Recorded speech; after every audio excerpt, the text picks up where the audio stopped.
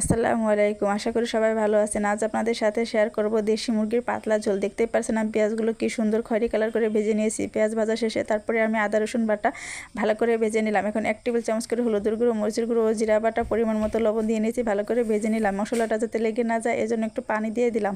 ভালো করে মশলাটা কষিয়ে নিব। এখন আমি কিছু কাঁচামরিচ দিয়ে দিলাম। কাঁচামরিচটা দিয়ে একটু নাড়াচাড়া করে এখন আমি মাংসগুলো দিয়ে দিলাম। মাংসগুলো দিয়ে একটু নাড়াচাড়া করে নিব। দেখতেই পাচ্ছেন কি সুন্দর। একটু নাড়াচাড়া করে এখন আমি ঢাকনা দিয়ে ঢেকে দিলাম। পাশাপাশি আমি কিছু আলু ভেজে নিচ্ছি। আলুগুলো আমি তরকারিতে দিব। আলুগুলো ভাজা শেষ, এখন আমি তরকারিতে দিয়ে দিলাম। ভালো করে নাড়াচাড়া করে আবার আমি ঢাকনা দিয়ে ঢেকে দিব। এখন আমি ঢাকনা দিয়ে ঢেকে দিলাম। কিছুক্ষণ পর ঢাকনাটা তুলে নিব। এখন একটু নাড়াচাড়া করে নিলাম। আমি কিছু গরম মশলা থেতো করে নিয়েছি, এগুলো দিয়ে দিলাম। এখন একটু নাড়াচাড়া, মাংস কষানো হয়ে গেছে। এখন আমি ঝোলের পানি দিয়ে দিব। দেখতেই পাচ্ছেন ঝোলের পানি দিয়ে দিয়েছি। এখন বলক চলে আসছে, রান্না প্রায় শেষ পর্যায়ে। ঝাল ঝাল দেশি মুরগির মজাই আলাদা। আল্লাহ হাফেজ, সবাই ভালো থাকবেন।